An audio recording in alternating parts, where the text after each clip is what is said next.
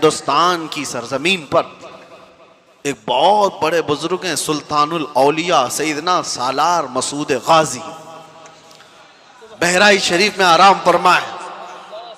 बड़ा मकाम है आपका, सरकार गरीब नवाज से भी पहले के हैं। और मशाइख ने तो यह कहा है कि हिंदुस्तान की विलायत उनके आस्थाने से होकर चलती है। औलिया के सरदार गरीब नवाज रज़ियल्लाहु ताला अन्हु से भी तकरीबन 200 साल पहले के सालार मसूद गाजी। ये बात उनकी मैं क्यों कह रहा हूं, इतना बड़ा मकाम औलिया की जमात में आपने हासिल कर लिया, लेकिन जानते हो आप सालार मसूद गाजी की उम्र इंतकाल के वक्त 19 बरस की थी। वो सिर्फ 19 साल के थे। 19 साल के नौजवान को सुल्तानुल औलिया का लक़ब मिला। जिंदगी कैसी गुजारी। 19 साल में तो जवान यहां अभी ऐसे लगते हैं जैसे अभी दूध छोड़ा हुआ है, इसे कुछ खबर नहीं। और आपको पता है हिंदुस्तान की सरजमीन पर सबसे पहला लश्कर लेकर आने वाला मोहम्मद बिन कासिम किस लिए आया था? 10,000 का लश्कर लेकर सिर्फ इस्लामी बहनों की इज्जत बचाने के लिए आया था। राजा ताहिर सिंह एक जालिम बादशाह था, उसके गुंडों ने कुछ औरतों को कब्जा में लिया और उनका माल लूट लिया था। उन औरतों ने आवाज लगाई थी कि है कोई हमारा भाई जो हमारी मदद करे हिंदुस्तान से। तो उस वक्त कुछ अरब के ताजिर यहां पर तिजारत के लिए आए थे। उन्होंने ये मामला देखा तो वापस जाकर उस वक्त गवर्नर जो उस वक्त था हज्जाज बिन यूसुफ, उसके जमाने में वो लोग वाकया सुना रहे थे। तो उसी वाकया सुनाने के दौरान दरबार में ये नौजवान मोहम्मद बिन कासिम जो भतीजा है गवर्नर का गुजर रहा था। सुनकर उसे बड़ा शौक हुआ। फिर अपने चचा से कहा, चचा जान मुझे इजाजत दे, मैं हिंदुस्तान जाता हूं। कहा तूने देखा हिंदुस्तान? तकरीबन 4000 किलोमीटर दूर हिंद की वादियां देखा नहीं? उसने कहा अल्लाह की मदद आएगी, मैं लश्कर लेकर जाऊंगा। और वो आया भी। और उसके बाद राजा दाहिर सिंह को उसने मुखातब करके कहा था, मोहम्मद अरबी के शेर हैं हम और हम मुकाबले के लिए आए हैं। उसके बाद 3 दिन की लड़ाई के बाद गुंडे भी राजा भी सब तितर बितर हो गए। उस मोहम्मद बिन कासिम ने पहली बार परचम इस्लाम लहराया था। और हमारी नहीं पंडितों की लिखी हुई किताबों में भी मोहम्मद बिन कासिम की तारीफ ऐसी लिखी गई है कि हमने किसी ऐसे जर्नेल को नहीं देखा जितने इंसाफ के साथ मोहम्मद बिन कासिम ने अपना परचम लहराया था। किसी पर जुल्म नहीं किया, मोहब्बतों के साथ लोगों में ईमान की दावत दी। सोचिए आप, मोहम्मद बिन कासिम जो अपनी बहनों की इज्जत के लिए, उसके सगी बहनें क्या हैं तो दूर, इतने देश दूर रहने वाली पीड़िताएं मजलूमाएं, इनकी मदद के लिए वो वहां से चलकर आया, जंग भी किया, बहनों को आजाद भी कराया और साथ ही ईमान की दौलत भी तकसीम किया लोगों में। लेकिन उसका इंतकाल हुआ था, मोहम्मद बिन कासिम का 21 साल की उम्र थी। अपने गरिबान में झांक कर देखो, 21 से गुजरे हुए भी हम बहुत हैं। 21 साल की जवानी में जो इतना बड़ा कदम उठाकर आया हो, उसके पास वक्त की कदर और कीमत थी। ये वो लोग हैं जिन्होंने दुनिया में तारीख रकम कर दी। 21 साल में वो तो दुनिया से जा चुका। मेरे अजीजों, मोहम्मद बिन कासिम अपनी बहनों की, और वो भी सगी नहीं, आहो बुका को सुनकर बर्दाश्त ना कर सका और वहां से आ गया। यहां पड़ोस की बहनों की इज्जत लूटी जाती है, किसी के कानों पे कुछ नहीं होता। क्यों? सेल्फिश हो गए, हमें कोई चीज जगाती नहीं है।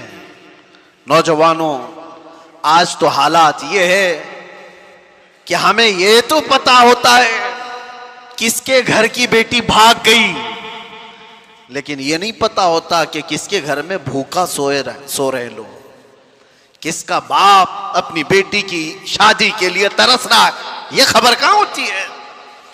नौजवानों ने अपनी जिंदगियां किस लिए रखी हैं। मैं मोहम्मद बिन कासिम की बात आई है तो आपसे कह रहा हूं, अरे 21 साल की जवानी में तुम तो आज बाइक राइडिंग के लिए इस्तेमाल कर लेते हो, और अक्सर तो ऐसे कि इन नौजवानों ने सिर्फ फैशन के लिए जवानी को इस्तेमाल करना शुरू किया। मेरे उस्ताद गिरामी फरमाया करते कि हुजूर सरकार मुफ्ती आजम हिंद रदी अल्लाह ताला, आपकी उम्र 90 साल के ऊपर हो चुकी थी। हुजूर मेरे उस्ताद अल्लामा बहाउल मुस्तफ़ा साहब अदाम अल्लाह इक़बाल फरमाते, सरकार मुफ्ती आजम हिंद रहमतुल्लाह ताला अलैह के पास हम बैठते 90 साल की उम्र में। वो कहते थे कि मुझे पता ही नहीं चला मेरी जवानी कब आई और कब गई। ये बात वो बंदा कह सकता है जिसने जवानी के मजे नहीं चखे हों। ये वो कह सकता है जिसने जवानी के अंगारों से लुत्फ ना उठाया हो। वो फरमाते मुझे खबर ही नहीं कि कब जवानी आई और कब चली गई। बुढ़ापे में लोग सुधर जाते, मस्जिदों की तरफ आ जाते, ये अलग मसला है, लेकिन जवानी के वक्त कोई ये कहे मुझे खबर ही नहीं हुई जवानी की, वो बहुत अजीम लोग हैं।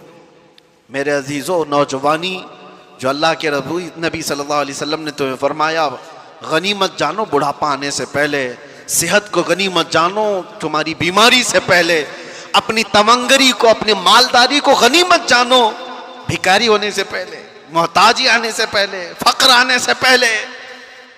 और हुजूर पाक सल्लल्लाहु ताला अलैहि वसल्लम ने यह भी फरमाया वक्त को गनीमत जानो कब्ल फिराग का, यानी तुम्हारे पास आज जो वक्त, आज अल फिरागतु कब्ल मशगूलियत, यानी तुम्हारे मशगूल होने से पहले किसी चीज में तुमको ऐसा बिजी कर दिया जाएगा कि तुम्हें खबर भी नहीं होगी।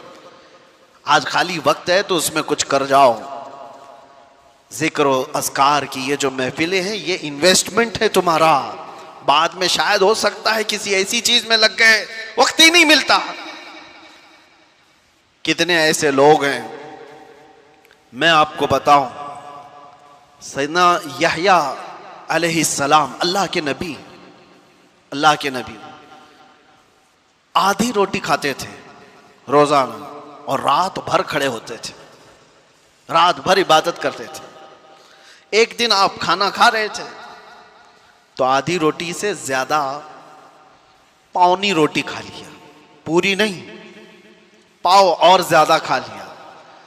रात को जब इबादत के लिए खड़े हुए तो आधी रात को आपको नींद आने लगी और आप सो गए। फजर में उठे तो रब तबारक व तआला की तरफ से निदा आई, ऐ यहया, पाव रोटी ने तुझको मुझसे दूर कर दिया। आधी खाते थे और पूरी रात खड़े होकर मुझसे मुनाजात करते थे, ज्यादा रोटी ने तुम्हें थका दिया या फिर सुला दिया।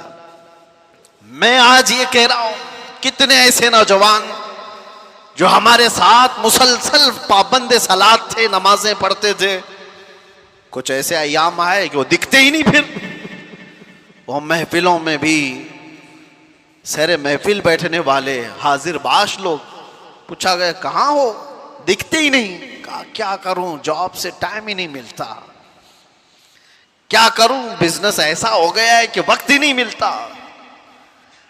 इसीलिए अल्लाह के नबी सल्लल्लाहु अलैहि वसल्लम ने फरमाया तुम्हारे पास जो आज वक्त है, तुम्हारे मशगूल होने से पहले इसको गनीमत जानो। कभी कभार बंदा ऐसी चीज में मशगूल हो जाता है कि उसे कुछ नहीं हासिल करने को मिलता। और वो नौजवान जो अभी शादी से पहले के हैं, क्या जिम्मेदारियां हैं तुम्हारे ऊपर, शादी हो जाने तो फिर देखो क्या क्या चीजें अचानक सर पर पड़ जाती। बीवी हुई, बच्चे हुए, और उसके बाद तो इसकी जिंदगी तो ऐसी, सुबह उठा, राशन लाया, कपड़े लाया, वो किया, ये किया, बच्चे को स्कूल छोड़ा है, वहां से लेकर के आए, जॉब पे जाए, खाना लाए, ट्यूशन पे छोड़े, यही सारी चीजों में मसरूफ हो गया बेचारा। और पहले इतना मसरूफ नहीं था, और ये मसरूफियत बढ़ती जाती है। तिजारत में जब कोई कदम रखता है, मैं नहीं कहता कि तिजारत हलाल नहीं, बहुत अच्छी चीज है, लेकिन आदमी को यह हमेशा याद रखना चाहिए जैसी वो कदम आगे बढ़ाता जाता है, उसका जो खाली वक्त अल्लाह ने दिया था वो अब मशगूल होता चला जाएगा। और मशगूल अगर अच्छे कामों में हो जाए तो क्या कहने हैं, लेकिन दुनिया ने अगर उसको मशगूल कर लिया तो जो उसके पास थोड़ा बहुत वक्त मिलता था वो भी खत्म हो जाएगा। इसीलिए मेरे अजीजों, जिसके पास वक्त है, नौजवानों, ये नेकियों में इन्वेस्ट कर लो। जिसके पास कुछ पैसे रखे होते हैं ना, उनको लोग मशवरा यही देते हैं, क्या करेगा पैसे रख करके घर में, किसी चीज में लगा दे, इन्वेस्ट कर। घर में ये तिजोरी में सजा करके नोटों की गड्डियां रखेगा तो क्या हासिल क्या होगा, पैसे बढ़ेंगे तो नहीं। इन्वेस्ट कर तो बढ़ तो जाएंगे। मैं आज आपसे कहता हूं, वक्त तुम्हारे पास है, जिक्रुल्लाह में इन्वेस्ट करो, मोहब्बत मुस्तफा में लगा दो, और देखना बढ़ के क्या 70 गुना बढ़ करके तुम्हें मिलने वाला है। बढ़ करके ऐसा मिलेगा मेरे अजीजों, दुनिया में छाप छोड़ करके जाओगे। आखिरी चीज मेरे आका सल्लल्लाहु अलैहि वसल्लम ने जो फरमाया, 5 चीजें फरमाई, इग़्तनिम खमसन क़ब्ल खमसिन, 5 चीजों को गनीमत जानो, 5 चीजों के आने से पहले। उसमें 5वीं है, हुजूर फरमाते हैं, अपनी जो जिंदगी है जैसी तैसी जो भी है, इग़्तनिम हयातक क़ब्ल मौतिक, मरने से पहले ये जिंदगी को ही गनीमत जान लो। मर जाने के बाद फिर ये चीज वापस नहीं आती। आज हम जिंदा हैं, एक दूसरे को देख रहे हैं, सुन रहे हैं, तुम्हारे हाथ उठ सकते हैं, पैर चल सकते हैं, तुम्हारी जुबान चल सकती है जिक्र इलाही में। जिस दिन रूह कब्ज कर ली गई और अचानक इस दुनिया से दूसरी दुनिया की तरफ रुखसत हुए, ना कोई अमल, ना कोई बातचीत, कुछ भी नहीं। मैं आपको बताऊं, अभी हफ्ता नहीं गुजरा होगा, हमारे पास हमारे मुहिब्बे गिरामी बड़े पुराने हमारे ताल्लुकात में थे, हज़रत हाफिज कारी खुर्शीद साहब, अल्लाह उनकी मग़फ़िरत फरमाया। नागदेवी मस्जिद के, नागदेवी स्ट्रीट मस्जिद के इमाम थे 20 सालों से। हज़रत अल्लामा मुफ्ती ज़ुबैर साहब क़िबला के पुराने जानकारों में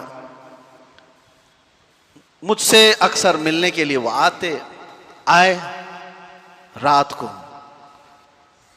और बहुत देर तक बैठे, मुझसे कहने लगे, हज़रत मुझे रमज़ान में उम्रा के लिए जाना है। मैंने कहा, इस साल तरावी नहीं सुनाओ क्या? कहा नहीं, इस साल दूसरे नायब सुना रहे हैं, मस्जिद वालों ने कहा इस साल पूरा मदीने में आप रमज़ान गुजारो। मैंने कहा बहुत अच्छा है। वो हमारे साथ जाने के लिए सारी बातें की, मरकज़ की हमारी जो तामीर हो रही है देखने के लिए गए, सारी चीज़ें। मैं वहाँ से निकल कर अजमेर शरीफ के सफ़र पर गया, दूसरा दिन नहीं गुजरा अभी, उनके साथ जो आए कई तस्वीरें भी उनकी मौजूद थी। उनके शागिर्द ने मुझे मैसेज दिया, मैं प्लेन में बैठा हूँ कि कारी साहब का इंतकाल हो चुका है। मैं कहा कौन कारी साहब? कहा आपके पास अभी जो आके गए। कहा कैसे? अच्छे भले इंसान, उम्रा का प्लान करके गए हो, कल यहाँ पर कौन काम करने के लिए आएगा, पीओपी वाले, उनको डायरेक्शन दे करके गए हो कि ये लोग आएंगे यहाँ काम करेंगे, सारी चीजें। हाँ कुछ नहीं, घर जा रहे थे, ईशा पढ़कर रास्ते में अटैक आया और घर पहुंचने से पहले उनकी रूह कब्ज हो चुकी थी, हॉस्पिटल भी नहीं जा सके। इतने शौक देती हैं ऐसी चीजें। एक दिन पहले बंदा जो हमारे साथ बैठे चाय पानी कर रहा हो, रात को, सुबह वो कब्रस्तान में उसकी कब्र फूलों से सजी हुई नजर आ रही है, मनो मिट्टी तले जा चुका हो। दिल को दहला देने वाली चीजें। इसीलिए अल्लाह के नबी सल्लल्लाहु अलैहि वसल्लम ने फरमाया, मौत तुम्हारे लिए नसीहत करती है। ए नौजवानों, जनाजे उठा करके कह लगाते हुए मत जाओ, कब्रस्तानों में हंसी मजाक करके मत आओ, वो सब तुम्हें नसीहत कर रहे हैं, वास कर रहे हैं, हम जा चुके, तुम्हारा नंबर है, तुम आने वाले हो। इसीलिए कहा गया ना, जनाजे को सबसे आगे रखा जाए, चलने वाले सबसे पीछे चलें। क्यों? उसको देख करके कि जनाजे में सोया हुआ मर्द या औरत, वो मैयत तुम्हें पुकार करके कहता हुआ जाता है, जिस तरह आज तुमने मुझे आगे रखा, पीछे चल रहे हो, इसी तरह कब्र में भी मेरे पीछे तुम ही आने वाले हो। हम सब उसी मंजिल के मुसाफिर हैं। अल्लाह के नबी सल्लल्लाहु अलैहि वसल्लम ने क्या फरमाया? इग़्तनिम खमसन क़ब्ल खमसिन, 5 चीजों को 5 चीजों से पहले गनीमत जानो। उसमें 5वीं चीज हुजूर फरमाते हैं, अपनी जिंदगी को मौत से पहले गनीमत जानो। एक एक वक्त तुम्हारे पास जो गुजरता जा रहा है, अफसोस और पछतावे का ना हो। मौत के वक्त हज़रत सुफियान सौरी रदी अल्लाह ताला अन्हु मशहूर बुजुर्ग हैं, फरमाते हैं एक जनाजा जा रहा था, उसमें एक बच्ची साथ में जा रही थी, उसके बाप का जनाजा था, रोती हुई जा रही थी, बहुत रोती हुई जा रही थी। देखा वो क्या कह रही थी, हज़रत सुफियान सौरी देखते हैं 8 साल की बच्ची है, वो ये कहती जा रही है कि बाबा आज हमारे घर पर बड़ी मुसीबत आई, ऐसी मुसीबत कभी आई नहीं थी। तो उन्होंने उस बच्ची से रोक करके कहा बेटा तुम्हारे घर पर नहीं, जो तेरे बाप पर आई है ना मौत, इससे बड़ी कभी आ नहीं सकती, वो सबसे बड़ी है।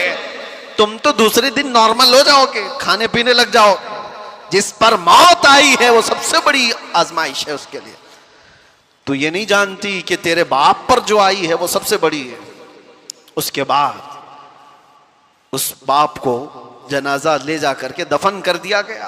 दूसरे दिन हजरत सुफियान सौरी कब्रिस्तान गए थे, उस लड़की को देखा अपने बाप की कब्र के पास बैठी रो रही है, अपने बाप की मोहब्बत में मुब्तला थी और कहती बीमार था मेरा बाप, और कब्र से बातें कर रही है, अब्बा कल की रात कैसी गुजरी तुम्हारी, जब घर पर होते तो मैं बिछोना लगा देती थी, और घर पर होते तो मैं तुम्हें ओढ़ने के लिए चादर देती, घर पर तुम बीमार थे तो तुम्हें मैं पकड़कर उठाती थी, तुम्हें दवाइयां ला देती, खाना खिलाती थी, और तुम्हें थपक करके मैं सुलाती थी। अब्बा जान कल की रात कैसी गुजरी तुम्हारी, कब्र की ये पहली रात। हजरत सुफियान सौरी उस बच्ची की बातें सुन रहे थे पीछे खड़े होकर।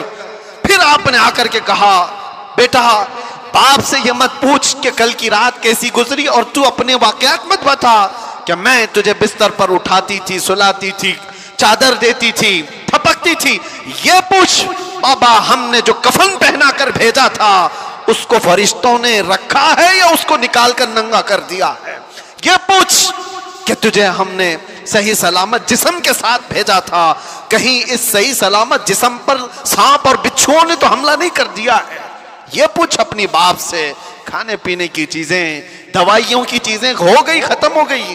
अब कब्र में दवाइयां नहीं पूछी जाएंगी, खाना पीना और बिस्तर और ओढ़ना नहीं पूछा जाएगा। अब उससे जो पूछा जाएगा उसके अमाल के बारे में, उसके अमाल के बारे में। अजीज़ान गिरामी वक़ार, मौत आनी है, इससे इनकार करोगे तो भी कुछ मतलब नहीं है। कौन है इस दुनिया में जो इनकार करके दिखाए, वो किसी भी मजहब वाला हो, किसी भी दीन वाला हो। मौत से किसी को इनकार नहीं। मौत से किसको रुस्तगारी है, आज उनकी तो कल हमारी बारी है। आगाह अपनी मौत से कोई बशर नहीं, सामान 100 बरस का है, पल की खबर नहीं। अल्लाह के नबी सल्लल्लाहु तआला अलैहि वसल्लम ने इरशाद फरमाया, अपनी हयात को गनीमत जानो, मौत आने से पहले। मौत के बाद फिर ये हयात, ये जो जिंदगी है, इसके सिर्फ ख्वाहिश करते रह जाओगे काश। और कुरान पाक में अल्लाह ताला फरमाता है, कई लोग अल्लाह की बारगाह में तमन्ना करेंगे, ऐ अल्लाह एक बार दोबारा हमें इस दुनिया में भेज दे, हम अच्छे अमल करके आएंगे। रब ताला फरमाता है, कल्ला हरगिज नहीं, वापस वहां कोई नहीं जा सकता। जब इस दारे पानी में, इस दुनिया में अल्लाह के वलियों को वापस नहीं भेजा गया, तुम्हारी हमारी हैसियत क्या है। एक बार कज़ा आ गई, एक बार मौत आ गई, उसके बाद इस सारी दुनिया को तर्क करके हमें जाना है। कब्रिस्तान जाने के बाद कभी मैं महसूस करता हूं, मुंबई वालों को तो बहुत सारी चीजें इबरत के लिए हासिल करना चाहिए। हमारे यहाँ कब्रिस्तानों में कब्रें दोबारा नहीं खोली जाती, यहाँ जिस तरह 6 महीने साल भर में खोल देते हैं। हम तो बचपन में कभी किसी कब्र के खुलने की भी बात नहीं सुनते थे, लेकिन यहाँ तो रोज देखते हैं। जब भी जनाजा लेकर जाए, जो कब्र खोदी जाए उसमें पता नहीं कितनी खोपड़ियां निकलती, कितनी हड्डियां निकलती, कितनों के पाँव की हड्डियां, हाथों की हड्डियां। अरे हमने तो सूखी खोपड़ियां देखी हैं यहाँ कब्रिस्तानों। और ये देखने के बाद एहसास होता है, ये वो लोग हैं जो अपने उम्दा कपड़ों पे फख्र करते थे, ये वो लोग हैं जो उम्दा गाड़ियों में सफर करते थे, ये वो लोग हैं जो मर्तबों के लिए लड़ते थे, ये वो लोग हैं जिनको ताकत का नशा था, माल का नशा था। इतने आजिज और बेबस हैं कि इनकी हड्डियां बिखर गई, खोपड़ियां नीचे बिखर गई। यही सारी चीजें जिंदगी खत्म होने के करीब है, हमारी भी और तुम्हारी भी। इसीलिए अल्लाह के नबी की बात याद करो। हुजूर फरमाते अपनी हयात को गनीमत जानो मौत आने से पहले। ये जो साल गुजरते जा रहे हैं, देखो अभी 26 आ गए हमारी जिंदगी में, आप क्या समझते हैं ये साल के आते जाते रहने को? मियाँ ऐसा नहीं है कि ये खुशियों से पटाखे फोड़ने वाला साल है। जिंदगी का एक साल तो कम होता जा रहा है, हम तो अपनी मौत के करीब जा रहे हैं। अगर मिसाल के तौर पर तुम्हारी जिंदगी की उम्र अभी 35 साल हो गई और तुम्हारी हयात लिखी गई है 50 साल, 35 साल के बाद अब 36वां साल शुरू हुआ, तो मुझे बताओ 15 साल बचे थे और बहुत 14 हो गए, एक साल और आ गए 13 हो गए, एक साल और आया 12 हो गए। मौत से करीब तर होते जा रहे हैं हम। इसलिए हमारे हर वक्त को ये जो हयात है गनीमत जानो। अल्लाह के नबी सल्लल्लाहु तआला अलैहि वसल्लम का एक और फरमान मैं आपको सुनाऊं। रसूल पाक सल्लल्लाहु तआला अलैहि वसल्लम इरशाद फरमाते हैं कि इंसान की